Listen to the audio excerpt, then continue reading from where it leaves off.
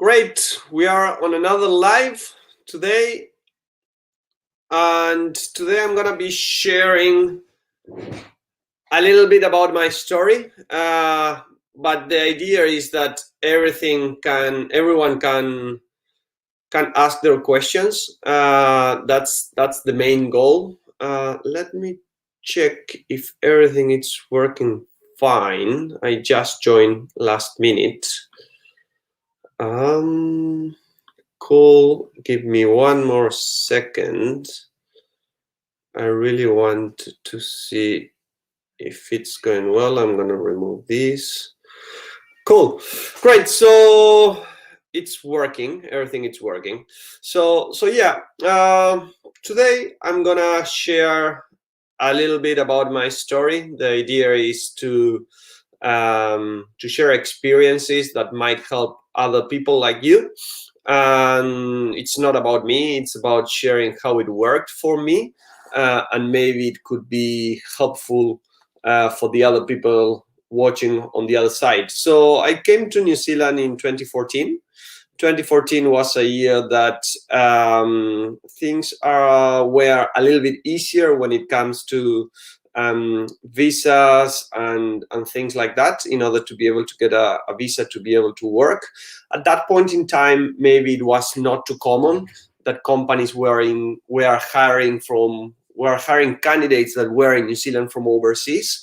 But yes, it's true that it was way easier to get a work visa or a residence. At that point in time, I remember that were people coming from different parts of the world, and some of them already had a residency visa, and maybe in the past they have never been in New Zealand, but because of that, because of the immigration process at that point in time, getting a New Zealand visa, a New Zealand residency was way easier than it is currently. The other day I met with a friend who I met first I arrived to New Zealand, and we were discussing that in 2014 getting a work visa, a residency visa was way easier. But anyway, my story was that I came here to New Zealand on a visitor's visa. When I came to New Zealand, I thought that I wanted to stay here for a longer period of time. So as soon as I arrived, I started considering studying in New Zealand in order to get, first of all, to refresh my knowledge in the language of English, and second of all, in order to get a 20 hours visa that I could get at that time. At that time, if you studied an English course for more than 3 months, you were able to work 20 hours a week. So as soon as I arrived to New Zealand, I did a little bit of research apart from the research I did before, and I started studying in an institute for 20 hours a week, studying English. That allowed me to work for another 20 hours. So before starting to apply to jobs, what I started doing was doing research about companies in New Zealand, what they were considering, and the main reason for me to do this research was to understand how I could add value to these companies. So my background is human resources. I have a master's degree in human resources. I worked for other different companies. In some of them, I was doing IT recruitment. In 2012, I was doing quite a lot of IT recruitment for the company DirecTV, for the Latin American geography, hiring a lot of IT people. And after that, I moved to another company where I did a little bit of sales. So when I came to New Zealand, I figured out that there was this role that was a recruiter for recruitment agencies. In South America, recruitment agencies are usually considered HR consultancies, and they provide the service of recruitment for their clients. So at that point in time, what I did is like, okay, there are all these recruitment agencies hiring for recruiters in IT specifically, that involves sales, involves the recruitment process and IT knowledge, at least to do recruitment, the knowledge you need to have in order to be able to do recruitment. So at that point in time, I said, okay, I have an understanding of IT because I did a lot of IT recruitment for at least 1 year. I do have the knowledge of human resources when it comes how companies work, how they hire, and how is the recruitment process. And then I have 1 year of experience in sales. At that time, I was working for an insurance company.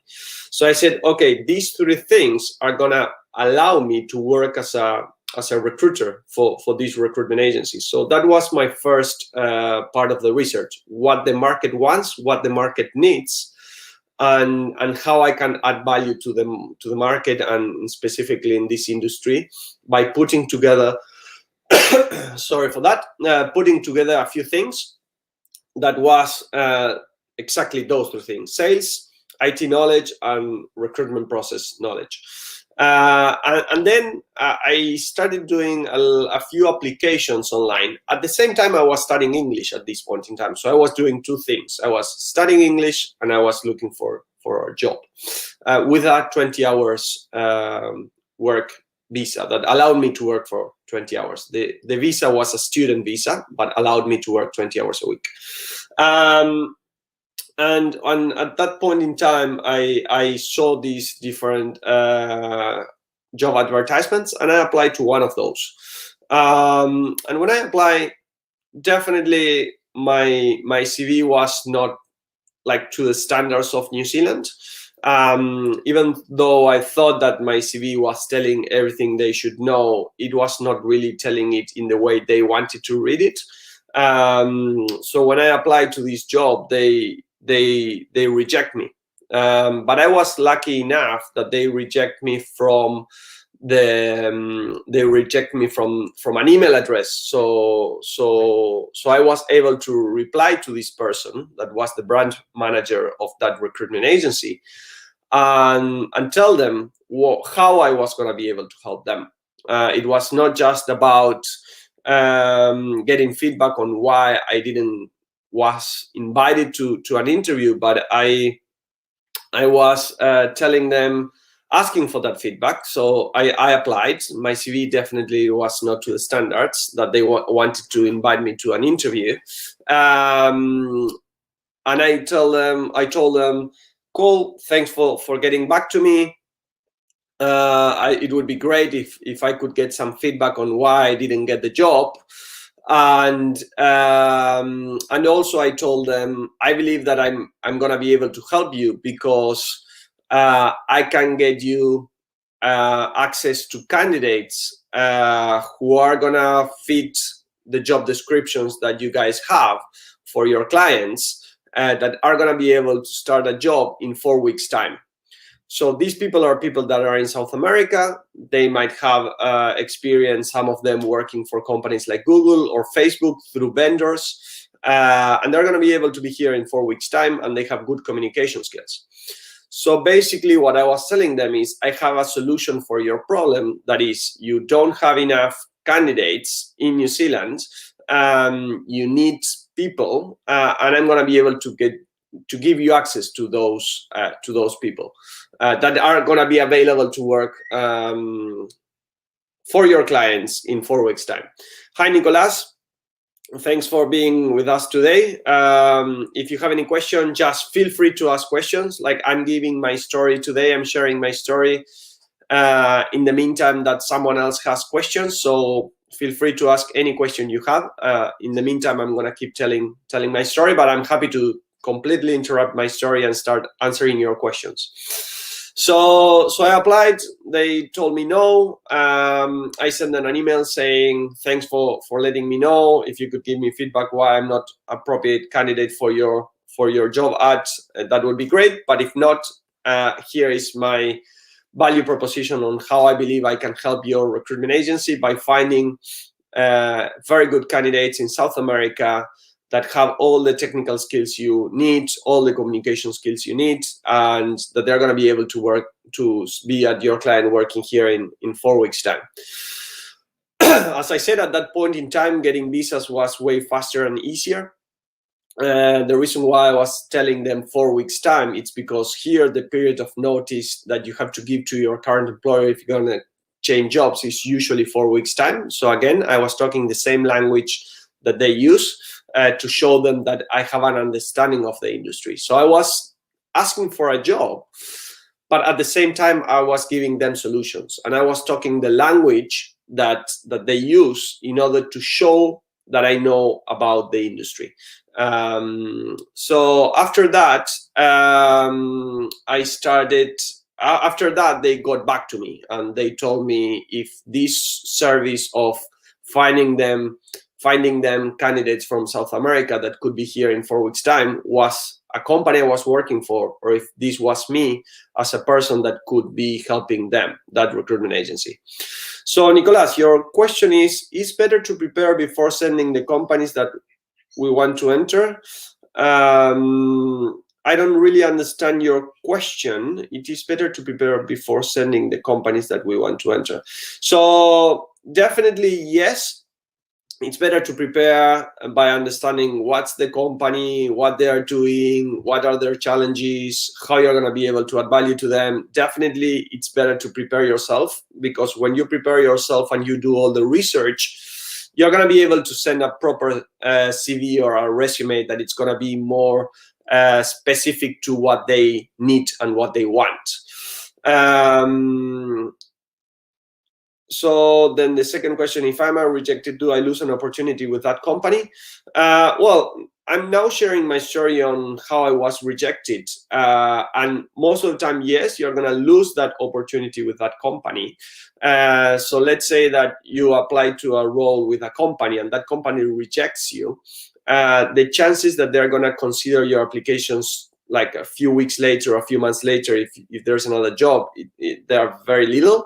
Usually when they reject you, you get into this list of not good candidates or not good applications. So that's why it's better to be very prepared and send that job application when you are really ready.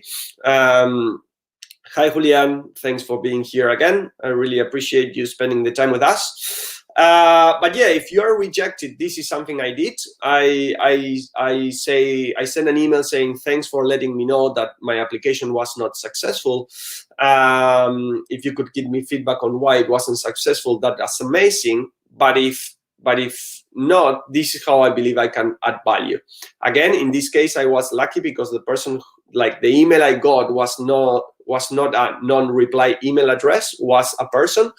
So I was able to reply and say how I think I could add value. Again, at that point in time, my CV was not as good as it should have been because I was rejected, but I got a chance in order to show them how I was going to be able to add value by sharing with them my knowledge of what it is that they need, what are their problems, and how I'm gonna be able to solve those problems by sharing with them candidates that they have the technical skills that they need, the communication skills that they need, and that they are going to be available in the time that they need them.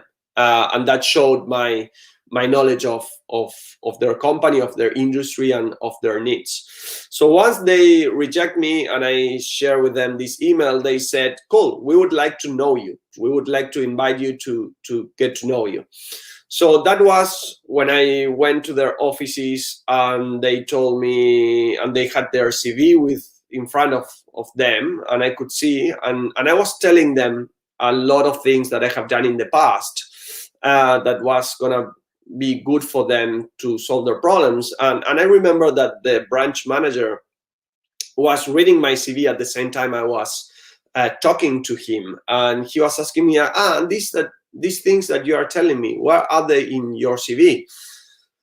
And well, it was in that role in that company. I remember like showing him, but there I realized that definitely it was not clear enough for that person, that my CV was not representing what they were after. But yes, the knowledge I had was relevant to them.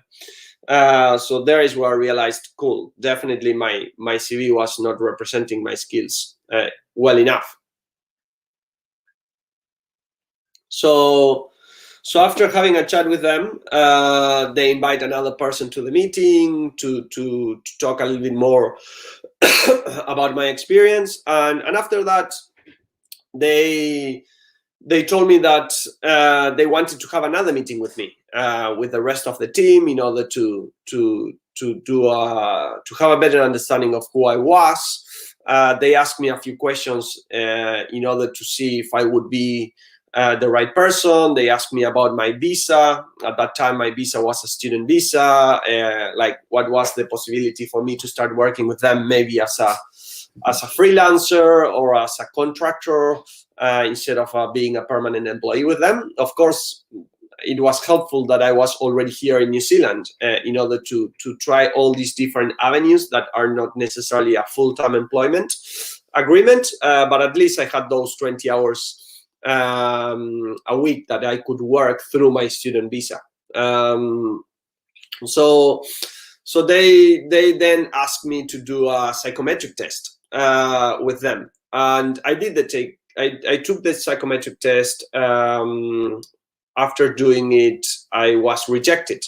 So they told me that my personality was not exactly what they were after. And I'm going to keep talking about this after I answer your question, Nicolas. What kind of level of English is necessary? B2, C1 is better.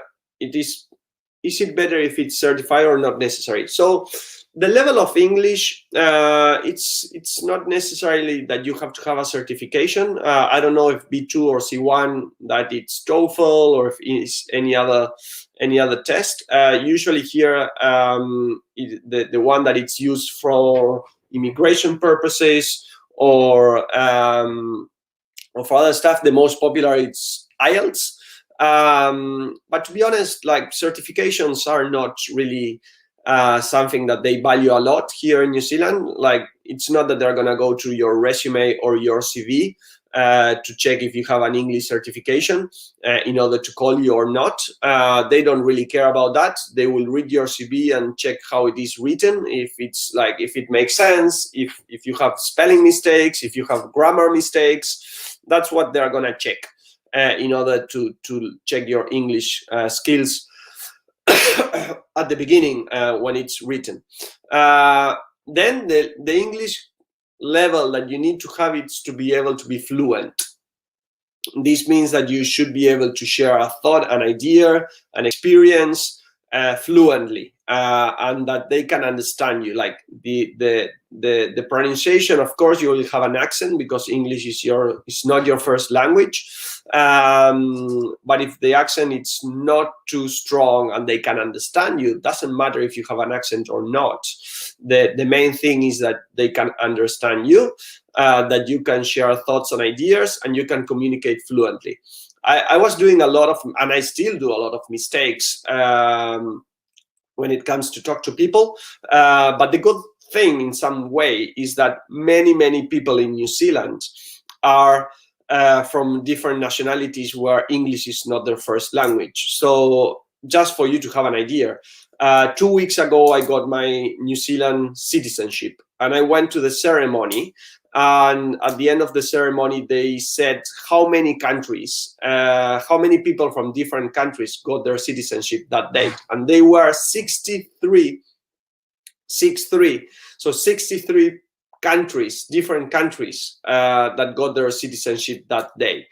And that means that most of those 63 countries are countries where English is not the first language. So that's an advantage, because they are used to people to talk to people that where English is not their first language. But yes, you need to be able to speak fluently. And many times people are not able to communicate well in English, not because they don't have the English level enough, but because they don't have a structure of their thoughts on what it is that they want to share. They don't have a good structure of the information they want to share. So that's something I would highly recommend you. On my YouTube channel, I'm going to be doing once every 15 days or once every 3 weeks. We are going to be giving tips on how you can improve your English with an English teacher that is supporting me with my YouTube channel. So we can give you tips in order for you to practice your English with every with different things that you can put on practice daily. So yeah. So going back to my story, I got rejected at the beginning of my application when I applied to the job interview, to the job application, the job advertisement. I got rejected. Then through an email, I was able to get them to invite me to an interview. I did well in the interview. We were following up. The last part of the process was to do a psychometric test, and when I took the psychometric test, they reject me because they thought that my personality was not aligned with what they needed. So what they were telling me was that my personality showed them that I was not a person that was enjoying talking to new people all the time. That I was maybe risk adverse, so that means that I was not comfortable taking risks, and I don't remember what else. But basically, I told them, hey, I don't necessarily agree with the outcomes of the psychometric test or with your decision that I'm not the right person for the role, and the reason why, it's because of different things, but I would be super happy to have a meeting with you guys to show you how I have already done things with you guys that proves that psychometric test wrong. So there, I was lucky enough that they were open to talk to me and to keep talking to me. So when I went and meet them, it's like, okay, you're telling me that I don't enjoy talking to new people or to people that I don't know, but here I am with you. I met you 2 weeks ago. I didn't know you, and we have been talking during the last few weeks. So I think that proves wrong the outcome of that psychometric test, or at least the decision that I'm not going to be the right person for the role. Second of all, that psychometric test says that I'm not risk adverse. That I am, risk adverse. But on the other hand, I flew from my country, Argentina, to New Zealand without a job, without anything, in order to get some job opportunities here. And I think that again proves wrong the test, because here I am in another country, speaking in another language, talking to a person that I don't know in order to provide value with my knowledge and with the things that I can do. So after that, they told me, okay, cool, let's do something. We are going to do a temporary contract in order for you to show us how you can work with us potentially. Before I keep going, I'm going to answer your other question from Julian and from Nicolas. I'm going to go in order, and I'm going to answer first Julian's question that says, I don't know if it's a question, but I'm going to read it just in case. I advanced a lot with your tips these past 2 weeks, more connections, more courses done to Excel my skills, and now building project as a data analyst. We'll send one of them when I finish them. Cool, great, Julian. It's great to read that my tips are helping you. And you're progressing with everything. So keep going to Nicolas' question about your story. Did they say that your personality was not what they were looking for just by looking your CV and by emails? No. So they asked me to complete a psychometric test.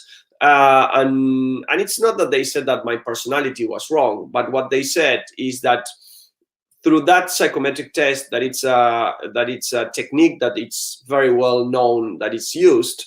That test said that naturally I'm not a person that I'm happy to talk to people that I don't know, that I'm not happy to take risks or to do things that are out of my comfort zone. And to be honest, in some way, it's kind of true. I have changed a lot through my career and through my life in doing things that maybe are out of my comfort zone.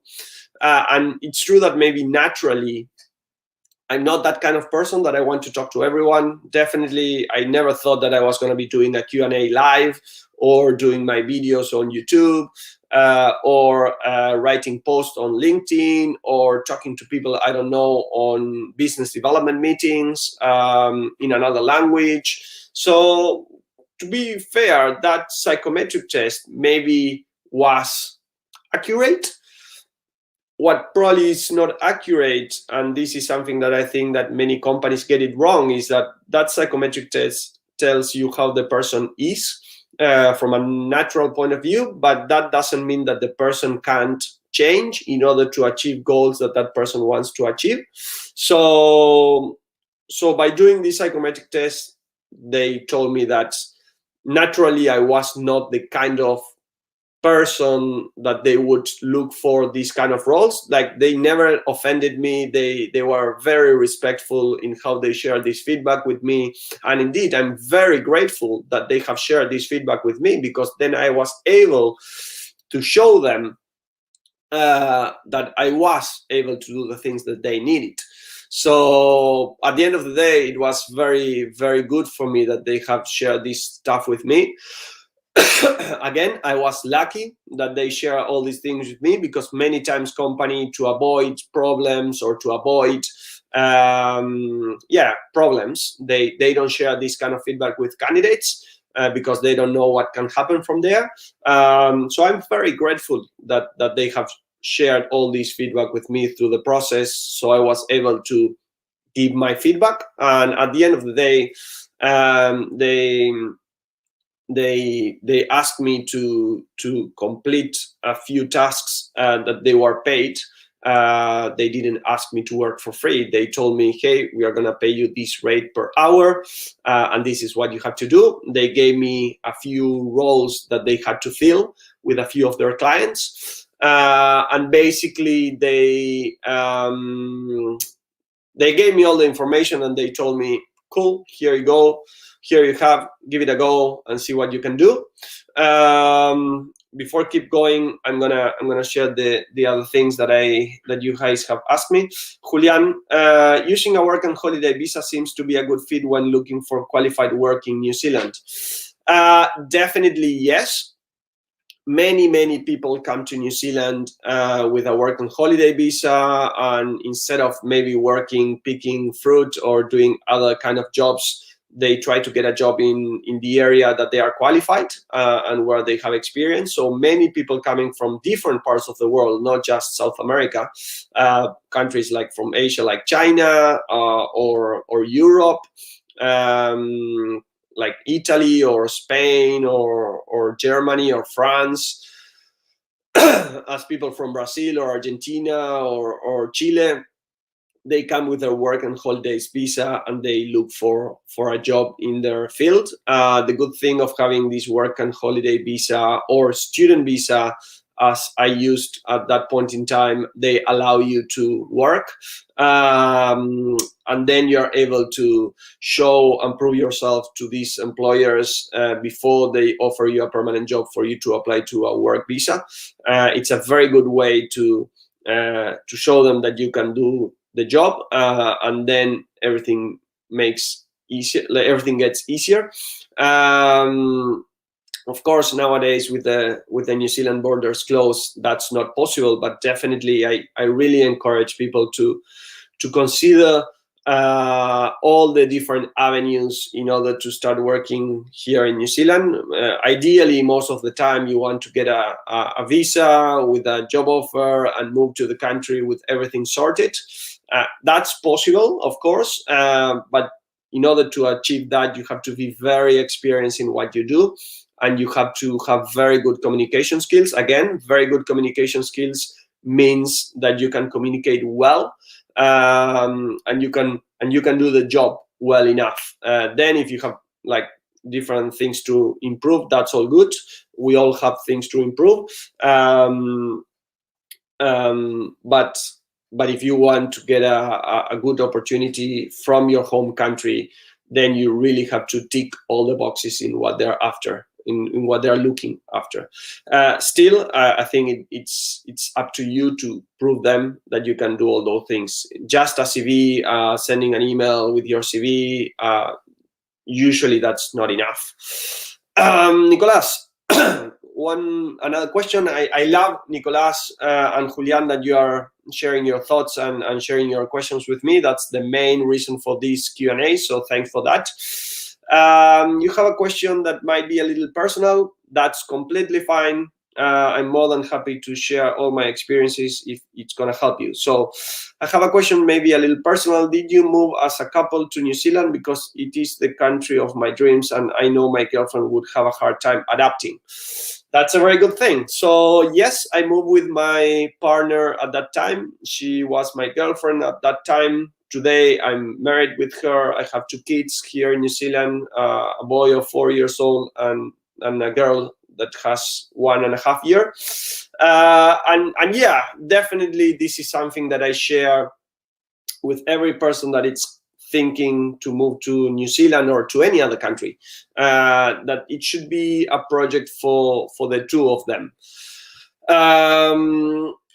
Usually it depends. Like it has happened to me that many people that come to New Zealand, that even that I recruit, come to New Zealand and they have the skills, they're going to be able to find a job, or they already have a job, and then they ask me about their partners. It could be the wife or the husband, doesn't matter. Or but usually what has happened in the past is that because I work doing IT recruitment most of the time, they are males, they're men, the ones that they are getting the jobs, and then sometimes the profession of the wife, it's a little bit harder for them to get into the workforce in New Zealand. Like they might be a lawyer, and if you're a lawyer in another country that it's not New Zealand, and if it's not the UK or if it's not Australia or some of those countries, then you might not be able to practice your profession here as a lawyer, or you might be a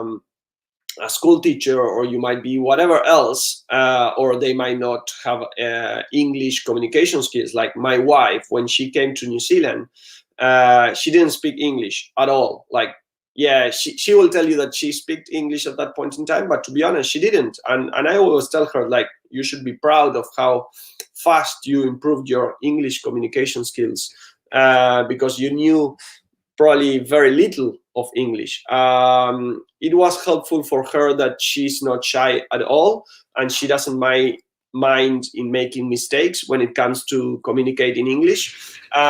So for her, it was very helpful that she was not shy and she was trying to talk to everyone. And also it's true that she went to a school to learn English for 8 months. That helped a lot for her to learn. But I think that the most important thing is to be able to not feel that someone is going to judge you because of your English, or feel embarrassed because your English is not perfect. Like, the best thing you can do is just to try to talk, and that's going to help you a lot in order to grow and improve your English. But yes, going back to your question, Nicolas,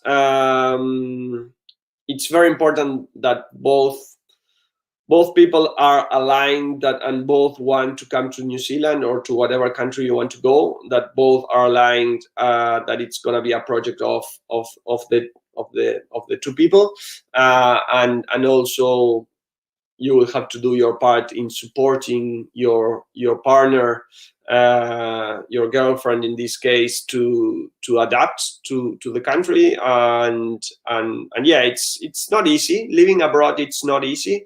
Many people think that because or in this case, I live in New Zealand, everything is sorted, everything is easy. You still miss your family, you still miss your friends, you still miss talking in your native language or your culture, the food, everything. It's not easy.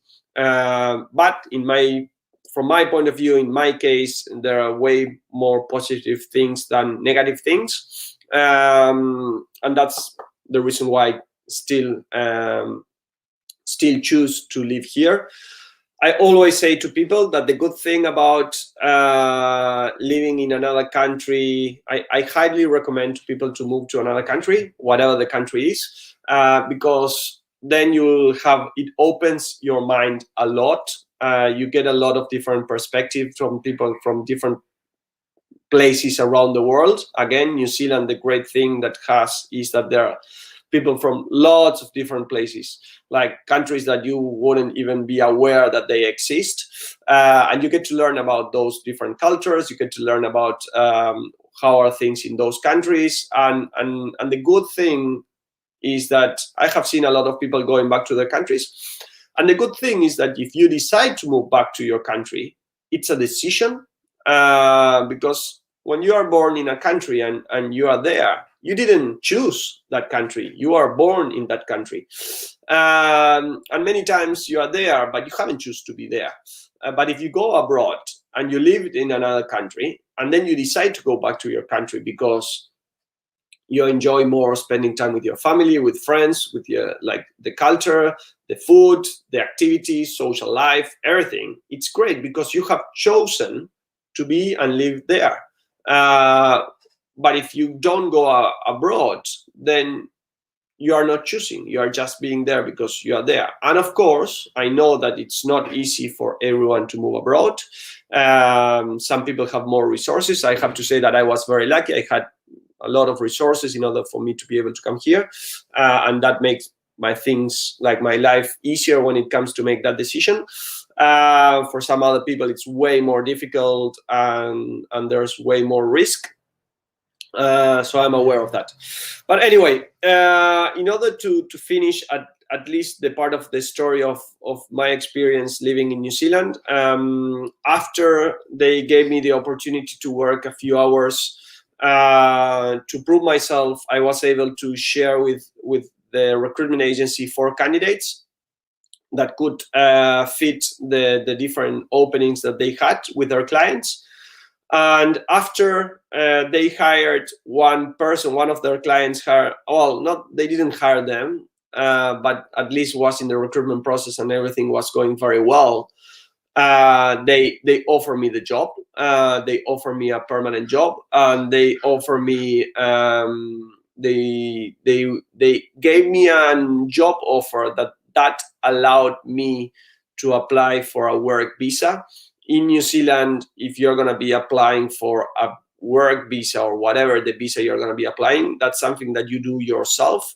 Of course, you can get support from you can get support from an immigration advisor, but you can do it yourself as well. So once I got the job offer for a permanent employment, I was able and eligible for a work visa, and I did apply with an immigration advisor to mitigate the risk of doing things wrong and getting my work visa rejected. So I got my work visa, and then I was able to work with them full time. And then I could keep talking about my story, but maybe I will leave it for another time. But yeah, I had to prove myself. They said no to me a couple of times before they offered me the job, and each time I had to come back with a compelling message on why I was going to be able to do the job. And many times there's this phrase that is, you need to have New Zealand experience in order to get a job, or to be able to get a better job. And I always say that New Zealand experience is not more than proving that you have the technical skills, that you have the communication skills, that you're going to be able to fit the culture of the company, and that you're going to be able to do the job with the standards that they are looking for. So every time that they are saying, no, the company wants someone that already has New Zealand experience, what they are saying is that they don't believe that you have the technical skills, the culture fit, the communication skills, and doing the job as the standards that they want. Many people get jobs without New Zealand experience because, of course, it's like the chicken or the egg. At the end of the day, like what comes first? If they don't give me an opportunity to get a job, then I won't never have the New Zealand experience, work experience. So I think that it's important to prove people in those companies that you can communicate well, that you have the technical skills that they're after, that you will be able to fit the culture. And that's why it's important to connect with people and understand how they do things. That's culture fit, how they do things, and that you're going to be able to do the job at the standards that they want. Nicolas, another question. Love that you have many questions. It is easier for you if you are a senior developer than other roles. The answer is not really. The thing is that companies are more used to hire senior developers from overseas. But doesn't mean that if you're a senior developer, it's going to be easy. So the only reason why I share my story today is, and I was a recruiter at that point in time, and I didn't even have the experience of a recruiter as a recruitment. Like, I didn't have the experience in a recruitment agency, and I didn't have the experience of being a recruiter of a recruitment agency. So what I'm trying to share here is that it's possible, even if you're not a developer, if you're I don't know, if you're a professional in a completely different industry. The important thing is that you can show them that you're going to be able to do the job, that you're going to be able to communicate well, and that they might tell you no many times, but the important thing is to keep proving them that you can do it. I have to be honest, I was lucky that everything went well with even though they told me no a couple of times before offering me the job, and even they offer me a part-time job, like on a hourly base, I have to prove myself, and it was possible. So yeah, if you're a senior developer with all the technologies that are on demand and everything, yeah, it might be easier, but that doesn't mean that you can't do it as a designer, tester, whatever it is that you do, data analyst. The important thing is to prove them that you're going to be able to do the job. Julian, if interested, here is the YouTube profile of an RG living in New Zealand as a game developer. A great guy like you, and also share his point of view as a developer. Kiwi Argo, great. Thanks for sharing that, Julian. Definitely sharing other people's experience, it's going to help you, because again, more perspective, more different point of views, more different ways of doing things. So thanks for sharing that, Julian. But yeah, it's you don't have to be only a senior developer to be able to get the job or to get a job. The important thing is doing all the different things that you need to do, and make sure that you're doing it time after time. I have seen people that after 2 years got a job offer from their home country, but they were doing it for 2 years. If you're gonna try for 1 month or 2 months or 3 months and then quitting because you didn't get the job, well, then you might never get the job, because it's not straightforward necessarily. I know people that they got a job quite easy, and in 1 month time everything happened and they were here in New Zealand. But most of the time it's not like that, and most of the time you have to prove yourself time after time, and that's the reason why I share my story today. So thanks for everyone here today. Thanks, Julian and Nicolas, for all your questions. That makes it easier for me. If not, it's a little bit more challenging to be talking for 43 minutes without questions. But yeah, next week I'm gonna be here, same time, same day. I might be doing it in Spanish as well. I'm gonna be doing one in English and one in Spanish probably from next week. But still, I believe that if you want to do it in English, this is an opportunity for you every week to listen to someone in English and to write a few questions in English.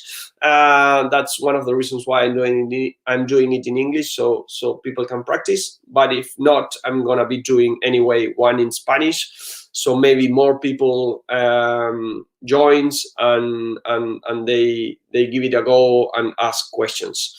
Cool, great.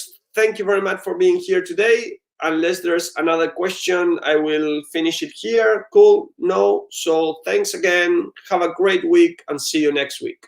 Bye-bye.